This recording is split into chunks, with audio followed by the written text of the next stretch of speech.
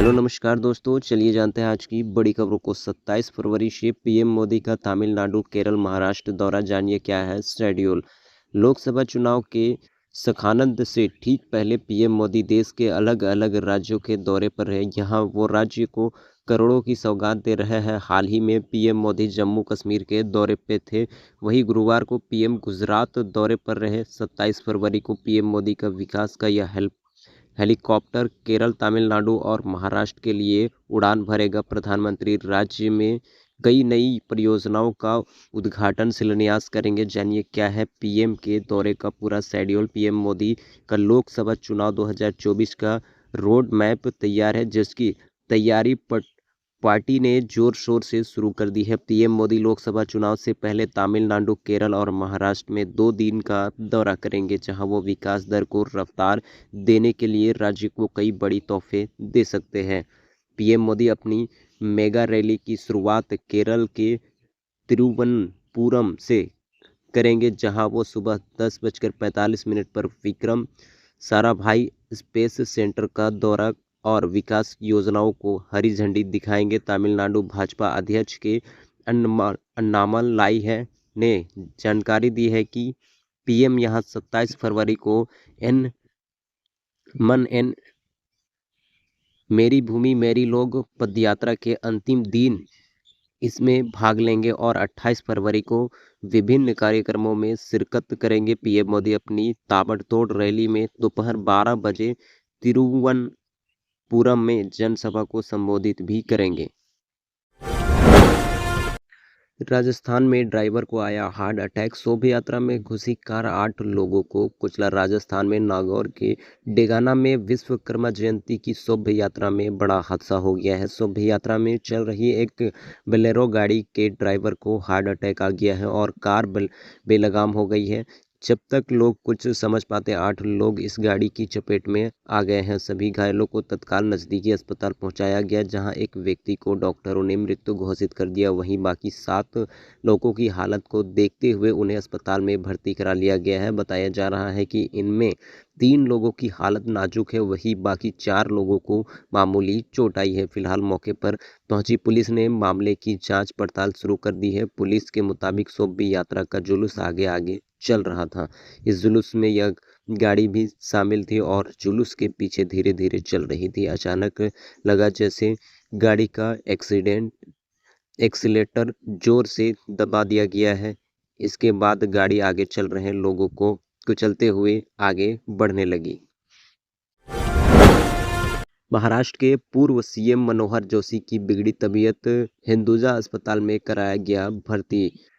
शिवसेना के वरिष्ठ नेता और महाराष्ट्र के पूर्व मुख्यमंत्री मनोहर जोशी की तबीयत खराब हो गई है। उन्हें इलाज के लिए मुंबई के हिंदुजा अस्पताल में भर्ती कराया गया है। मनोहर जोशी बालासाहेब ठाकरे के बेहद भरोसेमंद और करीबी सहयोगी माने जाते थे।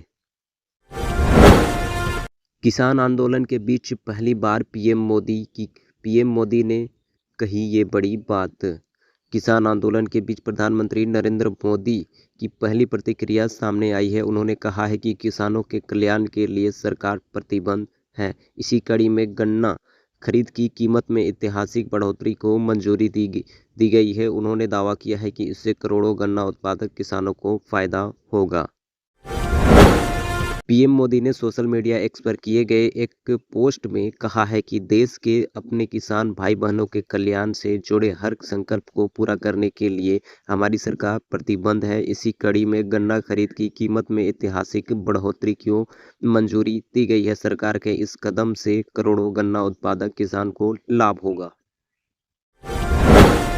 पीएम किसान योजना पर आया बड़ा अपडेट। अब इन किसानों को वापस लौटानी होगी सम्मान निधि की राशि, नहीं तो भुगतना पड़ेगा जेल। केंद्र सरकार किसानों को आर्थिक मदद पहुंचाने को लेकर प्रधानमंत्री किसान सम्मान निधि जैसी योजना की शुरुआत किया है कि जिले में अपात्र लाभुकों की बाढ़ सी आ गई है।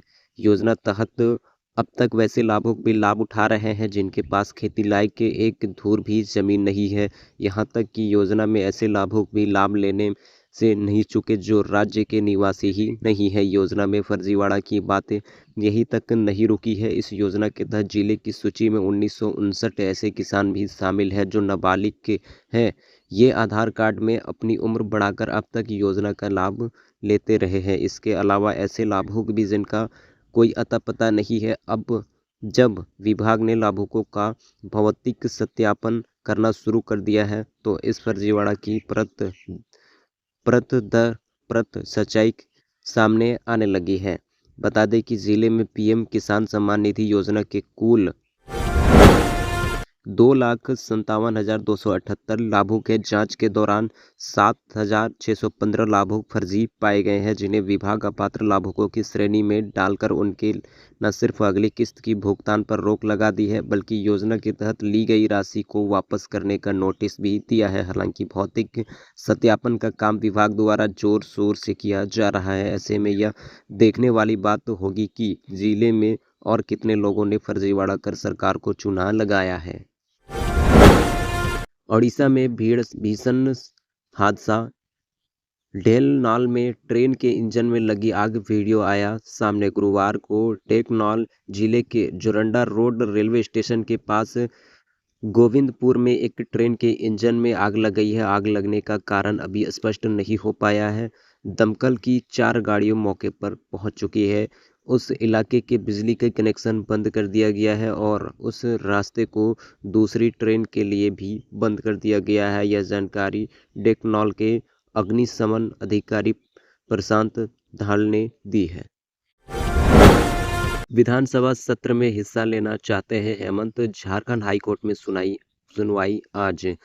पूर्व मुख्यमंत्री हेमंत सोरेन की ओर से झारखंड हाईकोर्ट में याचिका दायर की गई है। याचिका में 23 फरवरी से शुरू हो रहे झारखंड विधानसभा के बजट सत्र में शामिल होने की अनुमति देने का आग्रह किया गया है। उन्होंने याचिका पे पीएमएलए के विशेष न्यायाधीश की अदालत के फैसले को चुनौती दी है। पीएमएलए कोर्ट ने गुरुवार को श्री सोरेन की याचिका खारिज कर दी थी। हाईकोर्ट के जस्टिस सुजीत नारायण प्रसाद की अदालत में 23 फरवरी को श्री सोरेन की याचिका सुनवाई के लिए सूचीबद्ध है। झारखंड में बदला मौसम का मिजाज, इन इलाकों में बारिश के आसार, आईएमडी ने जारी किया अलर्ट। झारखंड में पश्चिम विक्षोभ के असर से बुधवार को मौसम बदल गया है, जिसमें बादल छाए रहे। राज्य के दक्षिण पूर्व विभाग स्थित सिंहभूम और आसपास के जिले में हल्की बारिश भी हुई है। मौसम में बदलाव से अधिकतम तापमान में 2 से 3 डिग्री तक गिरावट दर्ज की गई है। मौसम विभाग के अनुसार राज्य के अगले 3 दिनों तक बादल छाए रहेंगे। राजधानी समेत कहीं कहीं छिटपुट बारिश होने की संभावना है। इस दौरान कहीं कहीं वज्रपात होने का येलो अलर्ट भी जारी किया गया है। मौसम वैज्ञानिक के मुताबिक पिछले 24 घंटे के दौरान जमशेदपुर में 1.2 मिलीमीटर बारिश हुई है। जिले के कुछ अन्य स्थानों समेत शाम में रांची में भी छिटपुट बारिश हुई। मौसम विभाग के मुताबिक ताज़ा पश्चिम विक्षोभ झारखंड के उत्तरी हिस्सों से गुजर रहा है। इससे इन इलाकों में बादल छाए रहे। इस दौरान यह गरज के साथ हल्की बारिश होने का अनुमान व्यक्त किया है।